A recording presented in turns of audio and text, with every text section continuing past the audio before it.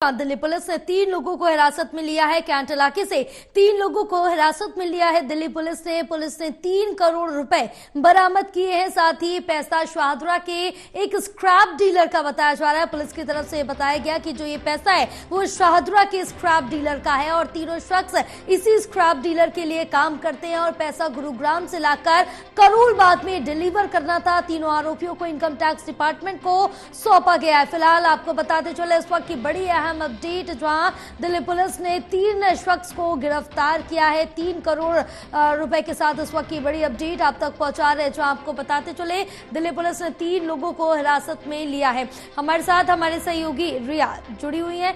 रिया, क्या कुछ अपडेट मिल पा रही है, जहां बताया जा रहा है कि दिल्ली पुलिस की तरफ से 3 लोगों को हिरासत में लिया है, 3 करोड़ रुपए भी उनके पास से बरामद किए गए, क्या कुछ पूरी अपडेट है?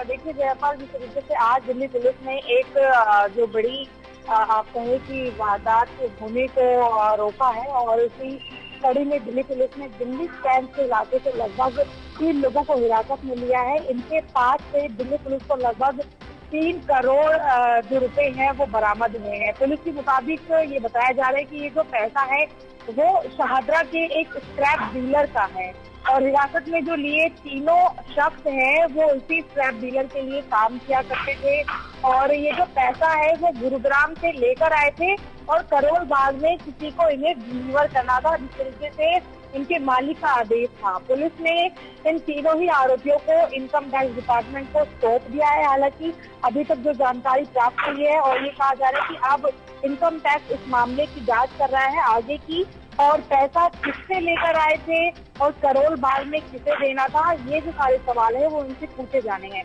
आईटी में ये जो इनकम टैक्स है वो ये भी जांच कर रही है कि कहीं इस पैसे का इस्तेमाल इलेक्शन में तो नहीं होना था, क्योंकि देखिए अभी जिस तरह से इलेक्टोरल बॉन्ड जो है उसको भी शेयर किया गया है और इलेक्शन का समय भी चल रहा है, ऐसे में इतनी बड़ी रकम का हासिल होना और फिर इसका ट्रांसफर या डिलीवरी किसी ऐसी जगहों पर करना तो बहुत ज्यादा जरूरी हो जाता है कि इतनी बड़ी रकम आखिर किसके नाम से आगे जा रही थी। और जो ये 2 लोग इसमें पकड़े गए हैं, इसमें जो ये 3 लोगों को हिरासत में लिया गया है वो किसके अंडर काम कर रहे थे और उन्हें ये पैसा जिसे पहुंचाना था उन्हें इस पैसे का क्या इस्तेमाल करना था। तो तमाम जो जानकारियां हैं वो अब पूछी जाएंगी, क्योंकि बड़ी रकम है इसलिए ये मामला दिल्ली पुलिस के माध्यम से इनकम टैक्स को सौंपा गया है। तो अब आगे क्या कुछ इस मामले में होगा और इनकम टैक्स किस तरीके से जांच पड़ताल करता है वो हम अपना आगे चलकर अपने दर्शकों को बताएंगे। बिल्कुल रिया, लेकिन अगर इस पे ये जानना चाहें कि दिल्ली पुलिस को इन तीनों का इनपुट किस तरह से मिला था?